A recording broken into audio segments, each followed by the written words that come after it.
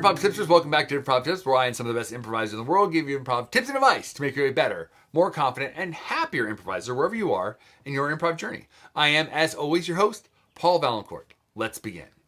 Our guest tipper today is Denzel Belin. Now, Denzel is an actor, writer, director, producer, teacher, improviser. He does it all. Talk about a 1, 2, 3, 4, 5, 7 times threat, like a triple threat times 2. He's like 3 triple threats. I don't know, but he does it all. And I really check out Ding Ding, all the things that he's doing down below. But I wanted to sort of talk really quickly about how I first became aware of Denzel and what really drew me to him right away. I saw him in this video, Ding Ding, in a talk for the Improv Salon, hosted by Roland Riches, and in this talk, he takes some very traditional improv terms and rules and recontextualizes them for a more modern world. I thought it was a fantastic talk. I've recommended it to a bunch of people. I've watched it a couple times myself, and I really do recommend it. And I was like, oh my gosh, that's so interesting and so insightful. And that's why I wanted to have him on Improv Tips today. If you're enjoying the improv tips, consider subscribing, liking this video, commenting down below your big takeaway from today's video or any of the videos. What have you been learning along the way? Let us know down below. Let's make this a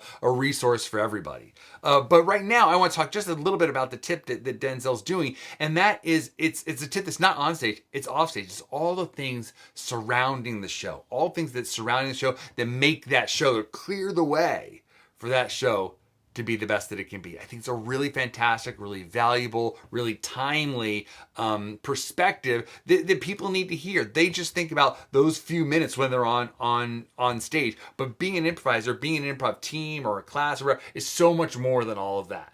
And this is what he's talking about today. I'm really happy to bring you this tip from Denzel Belin. But right now, sit back, relax, and enjoy Denzel Belin.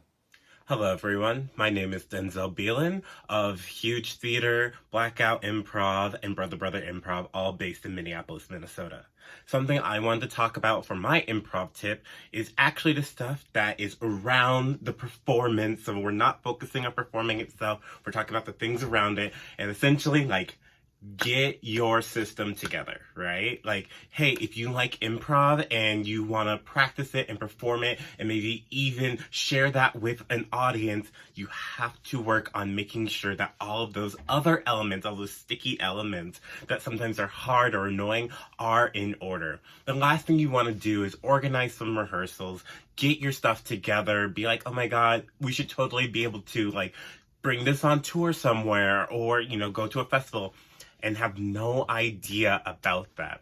Something that I was very fortunate to learn with my time at Huge Theater is that if you just create like a Google Doc where you have notes for those sort of conversations that you can refer to, that can just aid you immensely, especially if you're a larger troupe that might have members that come and go. It's a nice place, a landing page, if you will, for information. So think about it, right? Who might be the money person who pays coaches or submission fees for festivals, right? Who's the person who schedules rehearsals?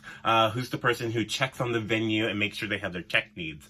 Is all of that just one person? Is my experience that one of the biggest pitfalls you can experience is just piling all of that need onto one person, even if it is the coach, right? You might even have a coach who is dedicated to that, but there should be understudies who are able to correctly, talk about tech needs with a technical director at a venue.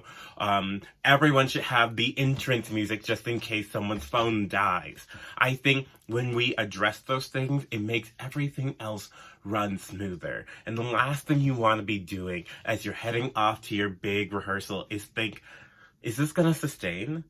Have those building blocks. And I can't wait that once you do, ideally you'll be able to tour and travel and perform to your heart's content. And I hope that I get to see your show that I know will be great and that you'll be able to just flawlessly do because you prepped ahead of time. All the fun forms, everything you've seen, everyone that you admired, that you've had a chance, has worked hard to make sure that all those fundamental, all those foundations are there, right? All right. Hey friends, thanks for checking out the video, and if you want to hear a little bit more, check out one of these two quality videos. And if you haven't done so already, please subscribe and follow us on social media. All the links are in the description down below, and let me know what you would like to see an improv tip about. Thanks for watching.